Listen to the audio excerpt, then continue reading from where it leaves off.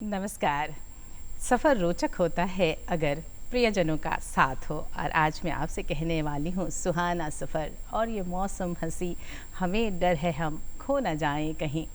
मेरा ये गीत गुनगुनाना अनायास बिल्कुल नहीं है, वजह है इसके पीछे, क्योंकि खो जाने की बारी आज आपकी है।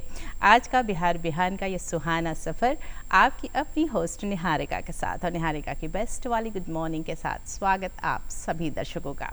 सुहाना सफ़र इसलिए बिहार बिहान का क्योंकि आज का ये अंक चटकीले रंगों से सजा है। और आज अभी फ़िलहाल मैं शुरुआत करूंगी उस रंग से जिसका प्रभाव सबसे गहरा होता है। अगर हम महापुरुषों के कथन पर अमल करते हैं तो आप सभी जानते हैं कि हमारे जीवन में खूबसूरत रंग भर जाते हैं। तो आइए नज़र डालते हैं क्या है आज का अनमोल वचन, और शुरुआत करते हैं आज के कार्यक्रम की।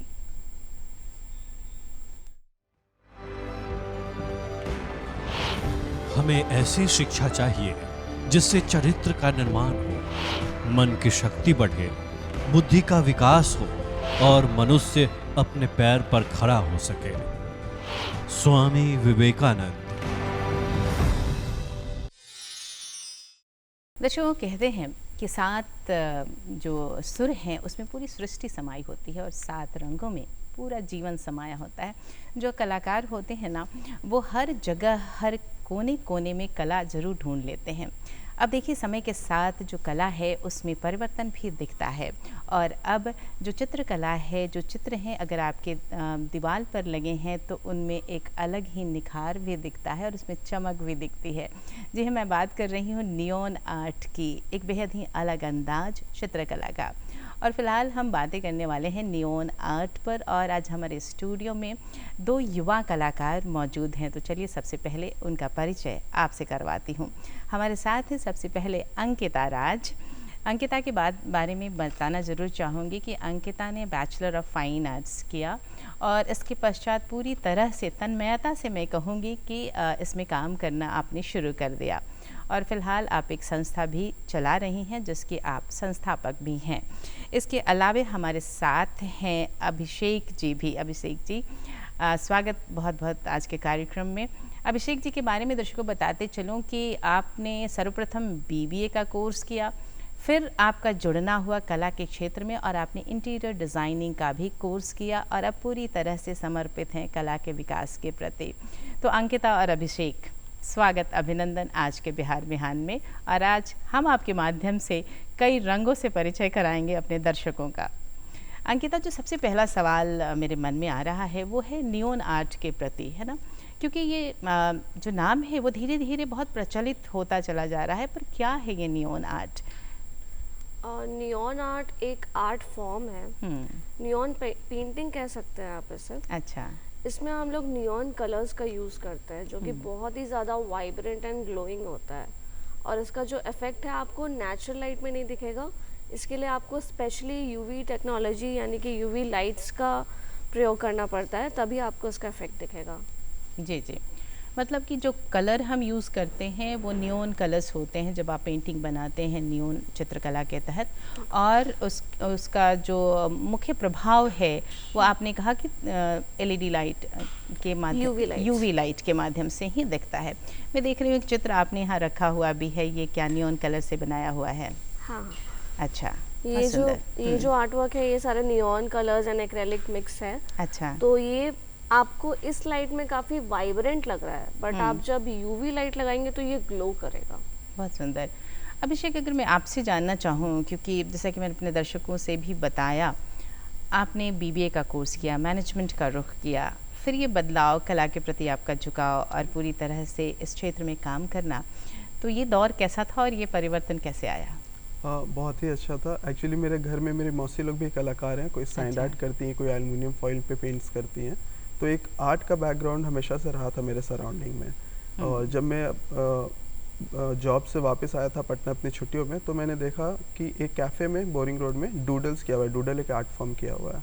तो उससे मुझे पता चला कि अंकिता हैं जो ऐसा काम कर रही हैं पटना में। और वो उस टाइम बहुत नया था, 2016-17 की मैं बात कर रहा हूँ। तो उस टाइम पटना में ये चीज़ बहुत नया था। फिर मैं अंकिता से जुड़ा और मुझे बहुत अच्छा लगा उनका ये तरीका काम करने का, और ये जो चित्र वो बनाती हैं वो। फिर हम लोग आपस में कनेक्ट हुए, और सिर्फ मैं नहीं, बहुत सारे ऐसे आर्टिस्ट हैं अभी हम लोग के साथ जो किसी दूसरे फील्ड में हैं, एजुकेशन दूसरे फील्ड में कर रहे हैं या जॉब किसी दूसरे फील्ड में कर रहे हैं, अच्छा। बट उनको आर्ट में बहुत इंटरेस्ट है मेरी तरह, तो वो हम लोग के साथ जुड़े हुए हैं। बहुत बढ़िया, बहुत बढ़िया। ये बात बड़ी बहुत अच्छी लगी मुझे, क्योंकि आप कोई और भी काम कर सकते हैं और अगर आपको लगाव है कला से तो थोड़ा समय आप कला को भी दे सकते हैं, तो कहीं ना कहीं आपको वो सुकून मिलता है कि मैंने वो काम किया जिससे मुझे लगाव है। अगर मैं बात करूं अंकिता आपकी संस्था की, तो आपने बाकायदा एक संस्था की भी स्थापना की है, ला पिंटोरा प्राइवेट लिमिटेड, और इसके तहत आप काम करती हैं। तो मुख्य उद्देश्य क्या था आपका इसके पीछे? इसके पीछे एक स्टोरी है। अच्छा।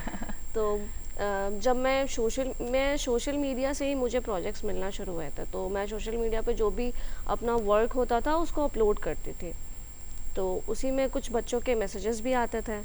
तो उसमें एक स्कूल की बच्ची थी, उसने मुझे मैसेज किया कि ma'am I want to become an artist, I want to be like you.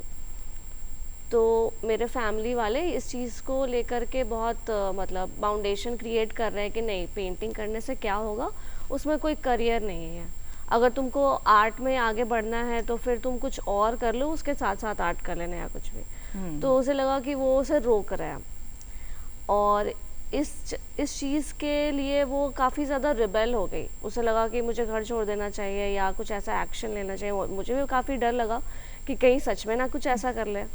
और ये सिर्फ एक बच्चे की कहानी नहीं है। हर कोई जो आर्टिस्ट बनना चाहता है, या तो फैमिली प्रेशर या फिनेंशियल प्रेशर के वजह से वो आर्ट को एज अ करियर परस्यू नहीं कर पाता है। बहुत लोग, आप जानते होंगे कि कुछ बिजनेसमैन हैं जो आर्टिस्ट भी हैं, तो कहीं ना कहीं उनकी भी ऐसी ही कहानी रही होगी।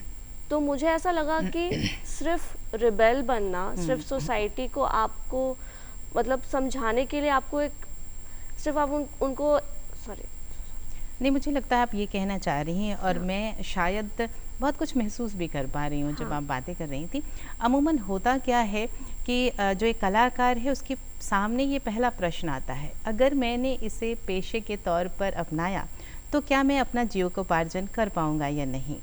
ये सवाल होता है उनके समक्ष। और आपने एक बच्ची का उदाहरण भी दिया है जिसने कहा कि अमूमन परिवार वाले ये सोचते हैं कि क्यों नहीं तुम उस करियर की तरफ जाओ जहाँ आपका भविष्य सुरक्षित है, और ये मंशा होती है कि अगर आप पेंटिंग करोगे और अगर आप आर्ट करोगे तो भाई इसे एक हॉबी की तरह रखो, और आप बाकायदा प्रोफेशन की तरह कर रही हैं। एक्चुअली वो लोग सोचते हैं कि इसको हम मेन स्ट्रीम में नहीं ला सकते हैं। मेन स्ट्रीम का मतलब क्या होता है कि आप डॉक्टर बनिए, टीचर बनिए, इंजीनियर बनिए, बट आर्टिस्ट कौन बनता है? तो ये चीज़ है। बट मुझे कहीं ना कहीं लगता है ये जो माइंडसेट है वो इसलिए आया है क्योंकि उनको आइडिया नहीं है। बहुत सही। उन्होंने वो विजुअल नहीं देखा है। उन्होंने देखा है कि मेरे फ्रेंड्स इंजीनियर, डॉक्टर बन रहे हैं और अच्छा लाइफ जी रहे हैं। तो आप जब तक इनिशिएटिव नहीं उठाओगे, उनको वैसा सराउंडिंग नहीं दोगे कि एग्जीबिशंस हो रहा है, इवेंट्स हो रहा है, आप जाइए, उनको लेके जाइए। और इसी से मुझे आइडिया आया कि ला पिंटोरा को एक प्लेटफॉर्म बनाना चाहिए। हम लोग एक आर्टिस्ट के लिए एक इकोसिस्टम बना रहे हैं जहाँ हम आर्टिस्ट को प्रॉपर सही तरीके से गाइड करते हैं कि आप करियर कैसे बना सकते हैं। उसके साथ साथ उनके पेरेंट्स की भी काउंसलिंग करते हैं। जैसे एग्जीबिशन एक ऐसा पार्ट होता है जिसमें आप पब्लिक को इनवाइट करते हैं, उसमें पेंटिंग्स लगी होती है, आप देखते हैं, चीज़ों को समझते हैं। तो हम लोगों ने आर्ट गैलरी से भी पहले ऑन रोड एग्जीबिशन करना शुरू किया जहाँ पब्लिक अट्रैक्ट होकर के आए, जैसे कि स्ट्रीट पेंटिंग्स हो गई या कुछ ऐसा इवेंट जहाँ आर्ट वर्क्स लगी हुई है, तो वो अट्रैक्ट होते थे, आते थे, थोड़ा टॉन्ट भी करते थे कुछ लोग, लेकिन धीरे धीरे वो यूज्ड टू हो गए। बहुत अच्छा। तो वहाँ से चेंजेस भी आना शुरू हो गया। तो मैं देख रही हूँ एक समर्पित कलाकार अंकिता, आपकी बातों से बहुत अच्छा लगा कि एक युवा कलाकार इतनी गहरी सोच रखता है। आपकी कोशिश की सराहना करूंगी मैं, क्योंकि आपने कहा कि आपने धीरे धीरे अपने काम के माध्यम से लोगों को समझाना शुरू किया कि आप कला को भी बाकायदा एक पेशे के तौर पर ले सकते हैं। अगर आपके पास हुनर है, उस हुनर को आप बहुत अच्छे तरीके से प्रयोग कर सकते हैं। आपने एग्जीबिशन के बारे में जिक्र किया, तो अभिषेक आपसे जानना चाहूँगी कि आपका एक एग्जीबिशन नियॉन आर्ट पर अभी चल रहा है, नियोफोरिया। तो ये नियोफोरिया जो नाम दिया आपने अपने एग्जीबिशन का, क्या तात्पर्य इसका? जब हम लोग एग्जीबिशन स्टार्ट कर रहे थे तो हम लोगों ने बहुत सोचा कि नाम क्या रखना चाहिए। तो नियोफोरिया का मतलब होता है कि ऐसी फीलिंग जब आप कोई फ्यूचरिस्टिक चीज़ देखते हैं, तो ये नियॉन आर्ट एग्जीबिशन भी थोड़ा फ्यूचरिस्टिक है आर्ट वर्ल्ड के लिए, इसलिए हमें ये वर्ड बहुत अच्छा लगा। और ये नियॉन का नियो भी हो गया और यूरोफोरिक मतलब फ्यूचरिस्टिक फीलिंग भी आ गई, इसलिए चलिए। नियोफोरिया हम लोगों ने इसका नाम रखा। हाँ, यानी ये नियोन आर्ट है, वहाँ से आपने नियो लिया और फिर जो भविष्य में इसमें जो निखार आने वाला है उसे शामिल करने संभावनाएं भी आपने खोजने की कोशिश की। बहुत सुंदर प्रयास आपका। इसकी शुरुआत आज से हुई है हमारे पटना शहर में, आपने ये एग्जीबिशन लगाया है और शायद ये बहुत यूनिक एग्जीबिशन है, मैं कहूँगी। नियोन आर्ट पर आप काम कर रहे हैं। एक और चीज़ मैं जानना चाहूँगी अंकिता आपसे, जैसे हम अमूमन चित्रकला का प्रयोग करते हैं तो हम पेंटिंग्स बनाते हैं, हम कैनवस पर काम करते हैं, हम हैंडमेड पेपर्स पर काम करते हैं, अगर आप वाटर कलर से काम कर रहे होते हैं। इसमें जब नियॉन आर्ट का समावेश करते हैं तो किस किस बेस पर काम किया जा सकता है? नियॉन पेंटिंग करने के लिए आप कोई भी बेस कर सकते हैं, कोई भी बेस का इस्तेमाल कर सकते हैं। इनफैक्ट हम लोगों ने तो बहुत सारे स्क्रैप पे भी काम किया है, जैसे अच्छा। कार्डबोर्ड पे, लकड़ियों पे, मेटल्स पे। तो हर बेस के लिए एक मीडियम भी आता है। जैसे अगर आप मैट फिनिश वाले बेस पे कर रहे हो, कार्डबोर्ड या लकड़ी या फिर कैनवस पे, तो नॉर्मल जो एक्रेलिक मीडियम में नियॉन आता है आप वो पेंट यूज़ कर सकते हो। मेटल पे कर रहे हो तो स्प्रे के मीडियम में आता है वो नियॉन पेंट, आप फिर वैसे यूज़ कर सकते हो। तो ध्यान ये रखना है कि आपका बेस क्या है, उसके हिसाब से जो आपने बताया कि स्प्रे के रूप में भी आता है, कलर के रूप में भी आता है, ट्यूब में भी आता है, उसके हिसाब से जो कलाकार है वो उसका प्रयोग कर सकता है। ज़ाहिर तौर पर अभिषेक, जब हम बात करते हैं इसके प्रयोग की, तो एक तो जब भी हम पेंटिंग्स की बात करते हैं तो जो पहला जो आंसर मिलता है वो है कि चलो हमने अपने ड्राइंग रूम में अच्छी अच्छी पेंटिंग लगा रही है, हम अपने आसपास के इंटीरियर को सुंदर बना रहे हैं। कहाँ कहाँ इसका प्रयोग हो सकता है, क्योंकि आप इस क्षेत्र में काम कर रहे हैं? जनरली इसे आप कमर्शियल जगहों पे भी यूज़ कर सकते हैं, जैसे आज की डेट पे कैफ़े और रेस्टोरेंट्स बन रहे होते हैं, तो वहाँ हम लोग म्यूरल करते हैं। अच्छा। म्यूरल में हम लोग नियॉन पेंट्स भी यूज़ करते हैं, और नॉर्मल लाइट्स की जगह जब हम उस स्पेसिफिक एरिया पे यूवी लाइट्स लगाते हैं तो वो पेंटिंग ग्लो करके आती है, तो वो बहुत अच्छी सेल्फी पॉइंट बन जाती है। और आजकल कैफ़ेज, रेस्टोरेंट्स और जितने भी कमर्शियल जगह है वहाँ सेल्फी पॉइंट का बहुत चलन है।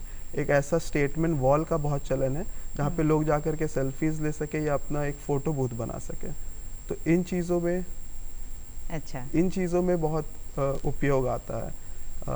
फॉर एग्ज़ाम्पल हम लोगों ने बोरिंग रोड चौराहे पे एक कैफ़े बनाया था जिसमें ये नियॉन कलर्स यूज़ किया था। अच्छा। वो कैफ़े म्यूज़िक के ऊपर डेडिकेटेड कैफ़े था, तो उस पे नियॉन कलर्स हम लोगों ने यूज़ किया था, तो वो बहुत ही वाइब्रेंट और ग्लो फीलिंग देते था। तो बहुत सुंदर। तो एक तो आप पेंटिंग्स में इसे यूज़ कर सकते हैं, दूसरे आप वॉल म्यूरल्स में यूज़ कर सकते हैं कमर्शियल और गवर्नमेंट प्रोजेक्ट्स के लिए। और आप और भी कमर्शियल बिल्डिंग्स है जो अपने आप को ब्यूटीफाई करना चाहती हैं, सुंदर दिखाना चाहती हैं, तो वहाँ पे भी इसे यूज़ कर सकते हैं। तो ये जो पेंटिंग मैं देख रही हूँ अंकिता, ये पेंटिंग आपने नियॉन कलर से बनाई है कि या इसमें एक्रिलिक कलर का भी समावेश है? हाँ, दोनों ही कलर हैं। आप इस इसे हमें आर्टवर्क में दर्शकों को तो दिखाना चाहेंगी? मैं थोड़ी उठा- बारीकियाँ मैं दिखाना चाह रही हूँ अपने दर्शकों को, ज़रूर दिखाएं। इसमें एक्चुअली एक्रेलिक भी मिक्स है, नियॉन भी मिक्स है। जो आपको वाइब्रेंट लग रहा है वो नियॉन है, जो ब्राउन एंड ब्लैक है वो एक्रेलिक है। तो एक्रेलिक डालने से ये होता है कि थोड़ा शेप आ जाता है, क्योंकि नियॉन कलर्स में डार्क शेड्स नहीं आते हैं, उसमें ज़्यादातर वाइब्रेंट शेड्स आते हैं। जब आपको सिल्हूएट दिखाना होगा, जब आपको उसमें थोड़ा सा डेप्थ दिखाना होगा, तो एक्रेलिक का भी इस्तेमाल करना पड़ता है। अच्छा। तो सिर्फ नियॉन से ये पॉसिबल नहीं है। तो अगर कोई ख़ास चित्र बनाना चाहते हैं तो आप उसमें एक्रिलिक कलर के साथ भी नियॉन कलर का प्रयोग कर सकते हैं, यानी जिस एरिया को आपको हाईलाइट करना है उसमें आप नियॉन कलर का प्रयोग करते हैं। एक एग्जाम्पल के तौर पर आपने ये पेंटिंग्स हमारे दर्शकों को दिखाई। क्या ये बहुत खर्चीला होता है अंकिता? स्लाइटली एक्सपेंसिव होता है एक्रेलिक से, अच्छा। लेकिन आप उसमें थोड़ा बेस मिला करके उसको कम क्वांटिटी को ज़्यादा बना सकते हो, तो ये सारी चीज़ें हैं।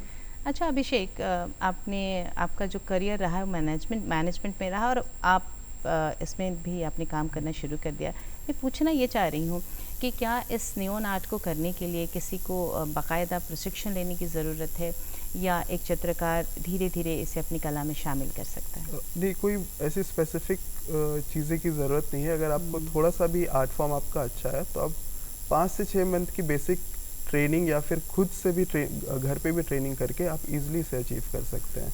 ऐसा इसमें बहुत बड़ा कुछ 2-3 साल की मेहनत की चीज़ें नहीं है। 5-6 मंथ भी अगर कोई इस पे डेडिकेटेड काम करेगा तो वो इससे अचीव कर सकता है इस आर्ट फॉर्म को। तो समझने की ज़रूरत है कि इस कलर को कैसे प्रयोग करना है और कहाँ कहाँ इसका प्रयोग होना चाहिए। इन बारीकियों को समझते हुए कोई भी इस पर काम कर सकता है अगर उसे इस पर काम करना अच्छा लगता है। अंकिता, अगर मैं अपने बिहार प्रांत की बात करूं तो हमारे यहाँ बहुत सारी ट्रेडिशनल आर्ट भी हैं, जैसे मधुबनी पेंटिंग। मार्केट भी काफ़ी बड़ा है इसके लिए, लोगों को धीरे धीरे इसमें इंटरेस्ट भी आ रहा है। क्या नियॉन कलर को हम उधर भी ले जा सकते हैं? हाँ बिल्कुल, इनफैक्ट अभी जो हमारा एग्जीबिशन चल रहा है नियोफोरिया, उसमें हम लोगों ने स्पेशली ट्रेडिशनल आर्ट को नियॉन टेक्नोलॉजी से मर्ज करने की कोशिश की है। वहाँ पे आपको मधुबनी भी देखने को मिलेगा, थांका पेंटिंग भी देखने को मिलेगी। तो ट्रेडिशनल आप वो एक आर्ट फॉर्म है, आप उसमें जो कलर अप्लाई कर रहे हो वो नियॉन कलर है और आप ट्रेडिशनल आर्ट फॉर्म को नियॉन कलर से बहुत आराम से मिक्स कर सकते हो। बहुत बढ़िया। आपने मधुबनी पेंटिंग के अलावा भी एक नेपाल की पेंटिंग के बारे में बताया, थोड़ा बताएं वो क्या है? थांका पेंटिंग ट्रेडिशनल वर्क है जो नेपाल में दलाई लामा का नाम आपने सुना होगा। बिल्कुल बिल्कुल। तो उन्होंने शुरू किया था। ये एक मेंटल थेरेपी जैसा भी कह सकते हैं। उस समय काफ़ी क्योस भी चल रहा था और इस आर्ट का प्रचलन उस समय ज़्यादा था और तभी से अभी तक। और वो बहुत बारीक का काम होता है, बहुत बारीक। उसमें गौतम बुद्ध से रिलेटेड जितनी भी उनकी लाइफस्टाइल है उसको दर्शाया जाता है। पूरा वो एक स्टोरी टेलिंग होता है। अच्छा। तो ज़्यादातर उसमें उनकी ही जीवनी होती है। उस पर भी आप काम कर रहे हैं नियॉन आर्ट की तरह? हाँ, उसमें भी हम लोग वर्कशॉप के लिए गए थे तो वहाँ पे हमने सीखा था। अभिषेक, कुछ चैलेंजेस भी दिखते हैं क्या अगर आप अपने करियर को आर्ट की तरफ मूव करते हो? जी, आर्ट में करियर थोड़ा टफ है बाकी करियर्स के। मतलब जैसे बेसिक आप मैनेजर हो गए, इंजीनियर हो गए, तो पढ़ाई उसमें भी है, पढ़ाई इसमें भी है, बट इसमें स्ट्रगल थोड़ा ज़्यादा है। अगर मैं जॉब पर्सपेक्टिव की बात करूं या फिर पैसे कमाने के पर्सपेक्टिव की बात करूं या अपने घर वालों या सोसाइटी को कन्विंस करने की बात करूं तो थोड़ा चैलेंजेस है। मैं भी जब अपना जॉब स्विच कर रहा था तो मेरे घर में भी बहुत सारे प्रॉब्लम्स आई थी। मुझे भी अपने पेरेंट्स को कन्विंस करने में बहुत टाइम लगा था। और ऐसा ये जनरली एक माइंडसेट है, ये हर किसी के घर में और पूरे सोसाइटी में, कि इसे एज अ हॉबी देखा जाता है, इसे एक मेन स्ट्रीम करियर नहीं देखा जाता है। तो फिर जैसे जैसे धीरे धीरे हम लोग इस चीज़ में आए तो फिर मुझे समझ में आने लगा कि आर्टिस्ट को क्या क्या प्रॉब्लम फेस करना पड़ता है। जैसे उसे अपना आर्ट वर्क सेल करना हुआ या उसे किसी प्रोजेक्ट को पिच करना हुआ दूसरों के सामने, तो उसमें थोड़ी मैनेजरियल स्किल की ज़रूरत है। आर्टिस्ट एक बहुत अच्छा आर्ट कर लेता है, बट उस आर्ट को सेल करने के लिए उसे थोड़ा मैनेजरियल स्किल चाहिए, थोड़ा सेल्स वाला स्किल चाहिए। तो वो चीज़ मुझे लगता है कि मेरी वो स्किल थोड़ी हैंडी आई इस चीज़ में। और अब धीरे धीरे करके मैं ये भी देख रहा हूँ कि अब लोगों का थोड़ा ट्रेंड चेंज हो रहा है। लोग आर्ट के प्रति थोड़े जागरूक हो गए हैं। अपने घर में, अपने रेस्टोरेंट्स में, कॉर्पोरेट बिल्डिंग्स में आर्ट वर्क्स को मैं बहुत ज़्यादा बस ये कहा। और अभिषेक, आप में शायद एक कॉम्बिनेशन है भी, आपको मैनेजमेंट का भी ज्ञान है और साथ ही आप पेंटिंग पर भी काम कर रहे हैं। आज हम बातचीत कर रहे हैं दो युवा कलाकार से। हमारे साथ है अंकिता राज और अभिषेक। हमारी बातचीत नियॉन आर्ट पर। अंकिता, आपने एक आर्ट के बारे में जिक्र किया था जो ट्रेडिशनल आर्ट है, थांगा आर्ट आपने कहा, इस पर भी आप काम कर रही हैं, आप मधुबनी पर भी काम कर रही हैं। तो ये थांगा आर्ट की क्या विशेषता और कहाँ से ख़ास ताल्लुक़ रखता है? जितने भी मंगोलियन रेस के लोग हैं, आप नेपाल ले लीजिए या इंडोनेशिया ले लीजिए, अलग अलग जगह पे है जहाँ पे भी बौद्ध धर्म का प्रचलन है, वहाँ पे ये थांगा आर्ट होती है। अगर हम अभिषेक जैसे मैं बात कर रही थी तो अभिषेक ने हमें बताया कि कैसे एक कलाकार के रूप में जब अपने आप को स्थापित करने की बात होती है तो बहुत सारे सवाल उठ खड़े होते हैं। अंकिता, क्या कोई ऐसी परेशानियां आई क्योंकि आप बाकायदा इसे पेशे के रूप में काम कर रही हैं? हाँ, शुरुआत में तो काफ़ी ज़्यादा परेशानी थी। जब हम लोग स्ट्रीट पे पेंटिंग कर रहे थे स्पेशली, तो लोगों को लग रहा था कि ये क्या कर रहे हैं। एक तो आर्ट वर्क कर रहे हो या पोचाड़ा कर रहे हो, इसमें थोड़ा कन्फ्यूजन है। आर्टिस्ट को पहले ये ध्यान में ही नहीं आया कि ये आर्ट वर्क भी कर सकते हैं और दीवारों पर ये सुंदर चित्रकारी भी हो रही है। उनका एक वर्ड रहता है पोचाड़ा करना तो बहुत फनी लगता है। लेकिन हाँ, जब हम स्ट्रीट पे पेंट कर रहे थे तो मेरी टीम में ज़्यादातर लड़कियां ही हैं अच्छा। और लोगों के लिए एक तो ये बहुत मतलब अमेजिंग भी कह सकते हैं ये बात है कि लड़कियां पेंट कर रही हैं, और ये क्वेश्चनेबल भी है कि क्यों कर रही हैं, क्या ज़रूरत पड़ेगी।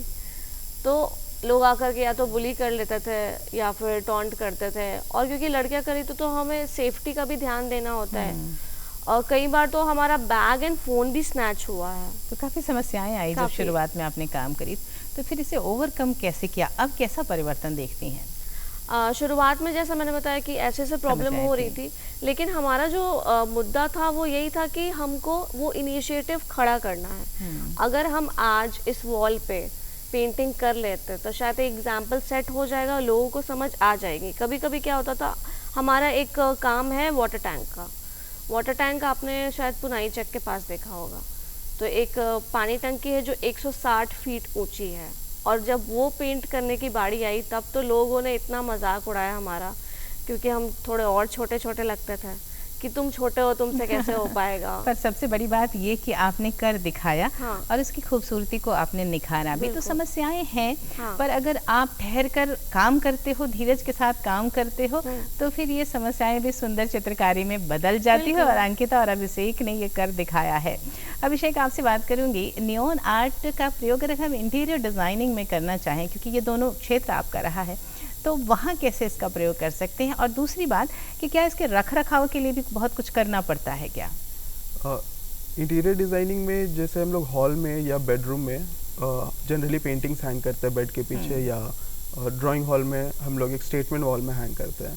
तो जो हम लोग फॉल सीलिंग के ऊपर जो ग्लोब लाइट लगाते हैं, वहाँ पे हम लोग ब्लू एलईडी लाइट लगा सकते हैं, और वो ऑन करने पे वो हमारा पेंटिंग ग्लो करेगा। जैसे यूवी लाइट में ये ग्लो करता है तो वो बहुत अट्रैक्टिव लगता है।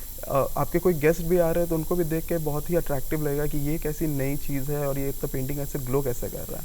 सेम चीज़ आप बेडरूम में भी कर सकते हैं। जब आप अपनी स्लीपिंग लाइट ऑन करते हैं, या जो आपके साइड टेबल पे लाइट रहती है, वो अगर आप यूवी लाइट रखें या ब्लू लाइट रखें तो उससे आपके पीछे की पेंटिंग ग्लो करेगी। तो ये बहुत अच्छा होता है। इसके साथ साथ बाहर में कमर्शियल, जैसे मैंने पहले बताया था, कमर्शियल ऑफिसेज में भी होते हैं। दूसरा, कपड़े पे भी ये आर्ट वर्क हम लोग कर रहे हैं। तो कपड़े पे भी ये आर्ट वर्क करके आप पहन सकते हैं, या एक शॉल गिफ्ट कर सकते हैं, या पर्दे पे लगा सकते हैं, या अपने हैंड बैग्स, कैरी बैग्स में भी बना सकते हैं। तो ये सारी चीज़ें भी हम लोग इस एग्जीबिशन में डिस्प्ले कर रहे हैं। यानी कि आप अगर इसका प्रयोग करना चाहें तो कई तरीके से कर सकते हैं। संभावनाएं असीम हैं। ये एक नया आर्ट है और धीरे धीरे काफ़ी पॉपुलर भी होता चला जा रहा है इसके खूबसूरती के साथ। मुझे लगता है कि देखने वालों को भी काफ़ी आकर्षित करता होगा, क्योंकि इसमें आपने कहा कि चमक आ जाती है जब हम यूवी लाइट से काम करते हैं। जनरली हम ये सुनते हैं कि यूवी लाइट से जो है शरीर पर वो बुरा प्रभाव पड़ता है। तो अगर हम यूवी लाइट प्रयोग करेंगे तो क्या वहाँ समस्याएं भी आ सकती हैं? बेसिकली ये जो लाइट है ये थोड़ी ब्लू एलईडी लाइट है। ये अच्छा। वो प्रॉपर यूवी ब्लैक लाइट नहीं है, तो वो थोड़ी डेंजरस होती है लॉन्ग टर्म में। बट ये हमारा नॉर्मल जो स्लीपिंग लाइट होता है, स्ट्रिप लाइट, उसमें ये ब्लू कलर है, तो इससे कोई ऐसा हार्मफुल इफेक्ट नहीं है। अंकिता, चूँकि आप इसमें लगातार काम कर रही हैं, क्या कोई ऐसा कलर भी है जो बहुतायत से प्रयोग होता है नियॉन आर्ट में, या फिर कुछ इसके ऐसे कलर्स भी हैं जिसका प्रयोग नहीं करना चाहिए? अगर कोई इसमें इंटरेस्टेड है उनके लिए जानकारी महत्वपूर्ण होगी।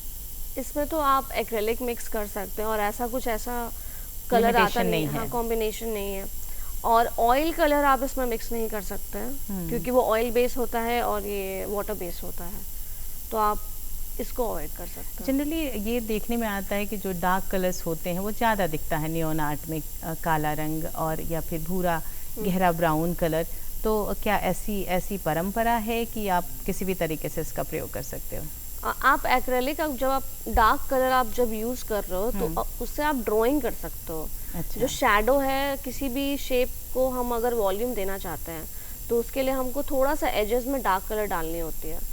तो उसके लिए बस आप डार्क कलर यूज़ करो, उसके जो हाइलाइट्स हुए और उसके जो ओवरऑल कलर हुए वो आप नियॉन से करो। बिल्कुल। अभिषेक, अगर मैं बाज़ार की बात करूं, क्योंकि जब भी हम इसे हॉबीज़ से ऊपर उठाकर प्रोफेशन के तौर पर देखते हैं तो बाज़ार का होना अहम हो जाता है। वहाँ कैसी संभावनाएं देखते हैं आप नियॉन आर्ट के प्रति? अभी क्योंकि ये आर्ट बहुत ट्रेंडिंग चल रहा है, लोगों को बहुत ही ज़्यादा आकर्षित कर रहा है अपने तरफ, तो अभी इसकी डिमांड बहुत है। बहुत लोग पेंटिंग्स परचेज कर रहे हैं। बहुत लोग, जैसा मैंने बताया, प्रोडक्ट्स भी है कपड़े के ऊपर, अपने फाइल्स के ऊपर, तो वो भी लोग बहुत ज़्यादा खरीद रहे हैं। एंड उसके साथ साथ लोगों को भी नियॉन आर्ट की समझ होते है, जैसे जैसे लोग इसे देखते जा रहे हैं वो बहुत ही ज़्यादा अट्रैक्ट हो रहे हैं और इसकी तरफ जा रहे हैं। तो मेरा ये मानना है कि जैसे जैसे ये पता चलेगा लोगों को कि ऐसा कोई आर्ट फॉर्म है या ऐसी कोई चीज़ है जो इतनी ग्लो करती है अंदर से, मतलब एक स्पेसिफिक लाइट में, तो लोग और ज़्यादा अट्रैक्ट होंगे इसकी तरफ। बिल्कुल, और समय के साथ साथ मार्केट भी इसका बढ़ता चला जाएगा। अंकिता, मैं देख रही हूँ आपने एक छोटी सी पेंटिंग भी रखी हुई है, उसे भी दिखाएं हमारे दर्शकों को। ये एक बुकमार्क है हम्म। और ये भी पूरा नियॉन पेंटिंग से बना हुआ है, नियॉन कलर से बना हुआ है। इस पे इनफैक्ट हमने डार्क पेन का भी यूज़ किया है। ये आप जो अच्छा। डार्क कलर देख रहे हो जिसके वजह से ये फ्लावर का शेप दिख रहा है, और इसके आजू बाजू जितने भी कलर्स हैं वो सारे वाइब्रेंट लग रहे हैं, सारे नियॉन कलर्स हैं। तो इसमें चमक आएगी जब हाँ। आप इसे यूवी लाइट के हाँ, साथ प्रयोग ग्लो करोगे। करेगा ये काफी बिल्कुल। ज़्यादा। कोई भविष्य की योजना अंकिता, क्योंकि मैं देख रही हूँ कि आप इसके पर लगातार काम कर रहे हो, क्या मन में इच्छा है? इस पर्टिकुलर इवेंट के बारे में कहें तो हम लोग हमेशा कुछ ना कुछ अलग करने की कोशिश करते हैं, क्योंकि जैसा कि मैंने बताया कि हम बिलीव करते हैं कि अगर आप कोई एक इनिशिएटिव उठाओगे, लोगों को विजुअल दिखाओगे, तभी वो यूज टू होंगे, तभी वो आपको सपोर्ट करेंगे। और मुझे लगता है कि आप लगातार इस ओर प्रयास भी कर रहे हो। आप दोनों को बहुत बहुत शुभकामनाएं। इसी तरह के नए आर्ट वर्क के साथ आप लगातार प्रगति करते रहें। आज कार्यक्रम में शामिल होने के लिए बहुत बहुत धन्यवाद आपका अभिषेक, और अंकिता आपका Thank भी you, thank you so धन्यवाद।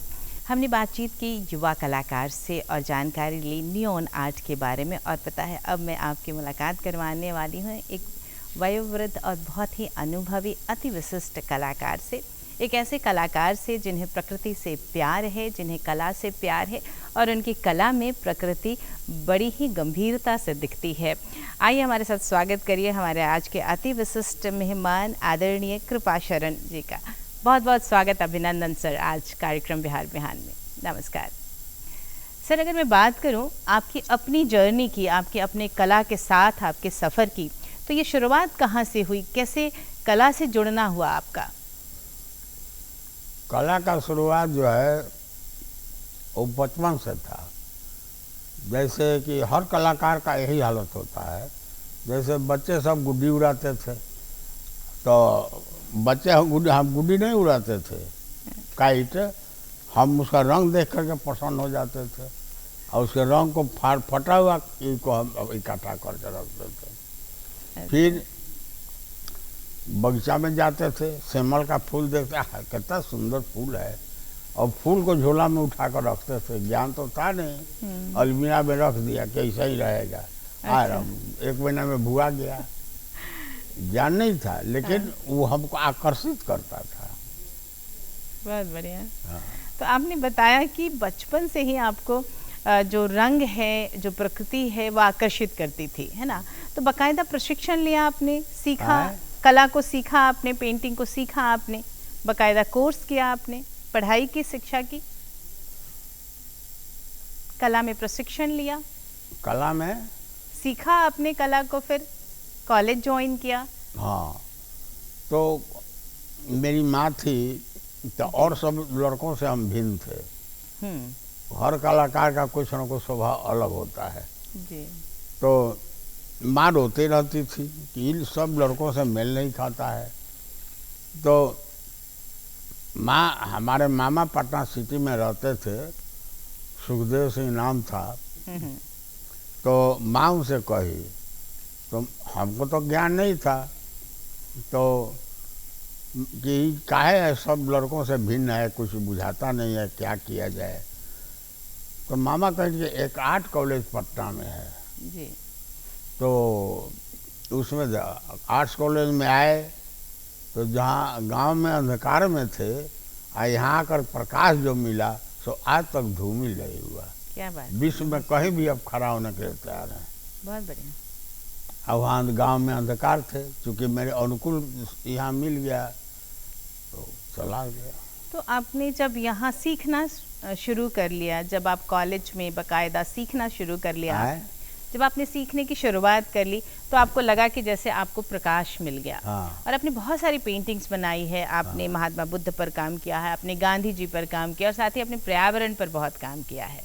तो ये जो पेंटिंग्स बनाने की श्रृंखला है, उस पर कैसे चयन करते हैं कि मुझे कौन सी पेंटिंग बनानी है आज? समझ में तो बचपन में कुछ आता नहीं था, जी। लेकिन कैलेंडर देख रहे हैं, कैलेंडर बड़ी पसंद करे तो अब वो हमको खींचता था। सब बाजार में सामान खरीद रहे हैं दूसरा, हम कैलेंडर खरीदते थे, उसी का नकल करते थे। जी। चाहे ज्ञान नहीं था, लेकिन जो भी हो नकल करते थे, उसको बनाते थे। तो वही फिर जब पटना कॉलेज में आए, आज जो प्रकाश मिला, तो आपने बनाना शुरू कर दिया। तो आपने लगातार बनाना शुरू कर दिया। यहाँ आने के पर बाद काम तो किया। फिर वही शुरू हो किस गया। माध्यम से ज़्यादा काम करते हैं? ऑयल पेंटिंग, वाटर कलर, क्या माध्यम नहीं, मुख्य होता है? वहाँ वाटर कलर, ऑयल कलर, ये सब काम करते हैं। सब काम करते हैं। कारण यह है कि पहले वाटर कलर सिखाया जाता है, जी। फिर ऑयल कलर सिखाया जाता है, तो उसी तरह से आगे बढ़ता है। आप स्कल्पचर पर भी काम करते हैं? आए? स्कल्पचर पर भी काम करते हैं? हैं? आपने कई तरीके के स्कल्पचर पर भी काम किया है ना? अलग अलग क्षेत्रों में, अलग अलग विधा में भी आपने काम किया हाँ। है। आपने योगासन पर भी बहुत काम किया है और हाँ। पेंटिंग्स बनाई है। मेरे घर में इसके पूरा बारे में योगासन की बताइए। मूर्तियाँ भरी हुई हैं। ये बताइए, मैं जानना चाहूंगी अपने दर्शकों के लिए। आइए। तो कैसे ख्याल आया कि मुझे ये बनाना है, योगासन पर काम करना है, बनाना है? कैसे सोचा?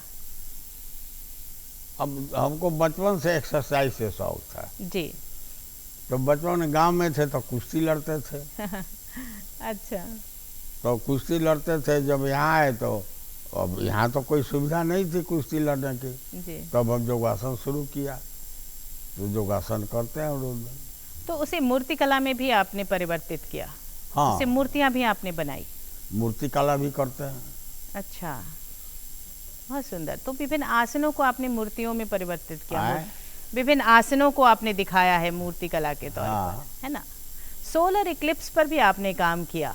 हाँ, तो उसको जो पेंटिंग के रूप में ढाला, तो जब बनाना शुरू किया पेंटिंग को, तो जो रंग हैं उनका समायोजन कैसे किया? सोलर इक्लिप्स के बारे में जानना चाहूँगी आपसे।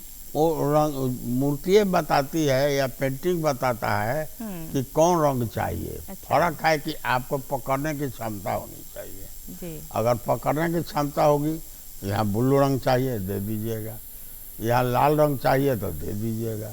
क्षमता आप में होनी चाहिए। जी। तो एक कलाकार जब कला की शुरुआत करता है, उसके मन में कोई ख्याल आता है कि मुझे इस विषय वस्तु पर काम करना है, और तब वो उस पर काम करना शुरू कर देता है। तो जो नए कलाकार हैं, क्योंकि आपके पास बहुत लंबा अनुभव रहा है, आपने बाकायदा कई कलाकारों को प्रशिक्षित भी किया है, तो जो नए कलाकार हैं उनके लिए क्या कहेंगे? कला पर पकड़ बनाने के लिए क्या करना चाहिए? वो तो कलाकार को अपने मन में भावना आता है, और उसी भावना को व्यक्त करने का माध्यम चाहिए। जी। अब कोई आदमी, सब कलाकार ही हैं, और कोई कला को व्यक्त करने के लिए डांस करता है, कोई कहानी लिखता है, कोई मूर्ति बनाता है। मन के भावना को व्यक्त करना है। जो हमें साधन है, जो हमें शिक्षा मिली है, माध्यम वही होगा। जी। जब एक मूर्ति को बनाना शुरू करते हैं तो कितना वक्त लग जाता है उसे पूरा करने में? कितना वक्त लग जाता है, समय कितना लग जाता है उसे पूरा देखिए, करने में? वक्त तो 2 महीना 3 महीना जिस लग विषय जाता है। होगा जी। वैसा वक्त लगेगा। हाँ। तो अब किस टाइप का विषय है, कितना कॉम्प्लिकेटेड है, जी। तो उसमें टाइम लगेगा। कैसे काम करते हैं? अगर दिनचर्या की बात करूं, कब बैठते हैं काम करना, और क्या दिन भर काम करते हैं? हाँ, कैसे काम करते हैं आप अपने स्टूडियो में? कैसे काम करते हैं? तो पहले तो है क्या कि, और सबसे अच्छा होता है जी। कि कोई व्यक्ति कहा कि हमारा पेंटिंग बना दीजिए, तो उनको सामने बैठाइए। 5 घंटा 6 घंटा उनको बैठना पड़ेगा, और तब उसको हम स्केच करेंगे बोर्ड पर, अब पेंटिंग करेंगे। अच्छा। तो उसमें होता है वैसा, लेकिन समय देना होगा। जी, वक्त लगता है। क्योंकि ये चित्रकला करें या कोई भी कला करें, वो मूर्ति कला हो या चित्रकला हो, अगर हम समय के साथ और पूरी गंभीरता से करते हैं तो उसकी खूबसूरती अलग हो जाती है। आपने पूरी प्रकृति को भी अपनी चित्रकला में दिखाया है। आपको प्रकृति से भी उतना ही प्यार है सर, है ना? तो वो जो प्रकृति से बहुत प्यार है हमको। थोड़ी बातें प्रकृति से लगाओ की आप। तो बचपन से देखिए, हमको ज्ञान नहीं था, गांव में थे। हाँ। तो अब पौधा हमको देख रहे हैं, पौधा हमको खींच रहा है जी। लगाते थे। तो उसी तरह से फिर जब पटना गए तो सब सुविधा मिल गई और तब पेड़ पौधा लगाने लगे। कौन पेड़ कहाँ होगा, कौन पेड़ कहाँ होगा, कौन पेड़ हमको गर्मी में फ़ायदा देगा, कौन जाड़ा में फ़ायदा देगा, वो पेड़ लगाना शुरू किया जी। तो अभी अगर आपके घर की बात करें तो आपने अपने घर में भी बहुत सारे पेड़ पौधे लगा रखे हैं। और पेंटिंग्स भी जो आपने की है वो प्रकृति से जुड़ी हुई पेंटिंग्स भी आपने बनाई है। तो वो जब काम करना शुरू किया तो उसे कैसे सजाया आपने, घर की सजावट और प्रकृति के साथ जुड़ाव कैसे किया? जगह खुद मांगता है। अच्छा। पकड़ना हमारा काम है, वो जगह मांगता है कि यहाँ चाहिए, उस चीज़ को हम पकड़ लेंगे, वही चीज़ बना देते हैं। जी जी। तो जब एक नन्हा बच्चा होता क्या है कि जब बच्चे छोटे होते हैं ना, तभी उनमें ये हुनर दिखता है। और जो अभिभावक हैं, जो गार्जियन हैं, उन्हें समझने की ज़रूरत होती है मेरा बच्चा करना क्या चाहता है। तो यहाँ अभिभावकों से क्या कहना चाहेंगे, क्योंकि जो बड़े होते हैं घर में उन्हें लगता है कि अगर पेंटिंग किया तो पता नहीं ये क्या कर पाएगा, है ना? तो जो अभिभावक है उनसे क्या कहना चाहेंगे एक वयोवृद्ध कलाकार के तौर पर? देखिए, बच्चों में प्रकृति रूप से लगन होता है जी कि हम क्या करेंगे, और उसी को पकड़ना गार्जियन का काम है। बच्चे तो कुछ जानते नहीं हैं। बिल्कुल। उसको गार्जियन है चाहे समाज है, उसको पकड़ेगा और तब उस लाइन में बच्चा को भेजेगा। तो जब उस लाइन में बच्चा जाएगा जी, तब आगे बढ़ जाएगा। अब बताइए, जो रेलगाड़ी बनाया तो उसकी माँ तो खाना बना रही थी, वो तो नहीं जानती है, लेकिन सब कुछ देख रहा है, लेकिन बच्चा पकड़ लिया भाप के शक्ति को और रेलगाड़ी बना दिया। तो इसी तरह से वो प्रकृति अलग अलग होती है और उसी को अनुसार वो चलता है। तो जो अभिभावक हैं उन्हें समझने की ज़रूरत है कि जो मेरा बच्चा है उसकी प्रकृति क्या है, उसकी रुचि क्या है, इसे समझने की ज़रूरत है, जैसा कि आप कह रहे हैं। अगर मैं बात करूं जो कला है उसमें बदलाव की, तो समय के साथ बहुत बदलाव दिखा है। पहले के समय के साथ अब नई तकनीक भी आ रही है कला में, तो ये जो चेंज है उसे कैसे देखते हैं? ये जो परिवर्तन है उसे कैसे देखते हैं? समय के साथ जो बदलाव आया है, समय के साथ जो कला में बदलाव आया है उसे कैसे देखते, कैसा लगता है आपको? जैसे अभी कल हम जो गए थे पेंटिंग देखने, तो उस का आविष्कार पहले नहीं था रंग का। अच्छा। तो अब उसी के अनुसार बदलाव आता है, उसी के अनुसार उसका ये होता है। तो समय समय पर रंग का आविष्कार होता है और उसी को आदमी अपनाता है। अब कलाकार का काम है कि उसको किस तरह से व्यवहार करें। बहुत से है उसमें, हम कल जो लड़के लड़कियों का बनाया हुआ देखे, अच्छा बनाया सब, लेकिन नियॉन आर्ट पर जो काम हो रहा है, आदमी को अपने पकड़ना पड़ता है, उससे बड़ा कोई दूसरे के गाइड से ना होगा। जी। एक कला के साथ जीवन जिया आपने, बड़ी बात ये, कला से लगाव था और आपको कलाकार के रूप में जीवन जीने का मौका मिला है। तो जो कला के प्रति समर्पण दिया आपने, अभी कैसा अनुभव होता है? अच्छा अनुभव कर रहे हैं। कारण यह है कि देखिए, जिस काम के लिए ईश्वर हमको जन्म दिए हैं, जी जी जी, उस काम को करने में आदमी को शांति मिलती है। हम अपने जीवन से पूरा संतुष्ट हैं जी, हमको कोई अभाव नहीं है जी। चाहे हिंदुस्तान का बड़ा से बड़ा पद हो या कुछ भी हो, हम अपने जीवन से संतुष्ट। आपकी सुंदर बातों के साथ सर धन्यवाद आपका कार्यक्रम में शामिल होने के लिए। नमस्कार, बहुत बहुत धन्यवाद आपका। और हमने बातचीत की कला के क्षेत्र में आदरणीय कृपा शरण जी से और उनके जीवन अनुभव के बारे में भी जाना। नई तकनीकों पर भी आज हमने बातचीत की, नए रंगों को भी आपने आपको दिखाया। अब बारी उन रंगों को आपके माध्यम से अपने कार्यक्रम में शामिल करने की। तो इसके लिए आप हमें ईमेल करें, आप हमें खत भेजें और नोट करें हमारा पता। हमारा पता है कार्यक्रम बिहार बिहान द्वारा केंद्र निदेशक डीडी बिहार दूरदर्शन केंद्र पटना, फ्रेजर रोड पटना 800001। हमारा ईमेल आईडी है directordkpatna@gmail.com। तो बस इस तरह अन्य कार्यक्रमों का भी आनंद उठाते रहिएगा। और आज के लिए हम अनुमति चाहेंगे, निहारिका को दीजिए अनुमति। Have a wonderful day and colourful day. नमस्कार।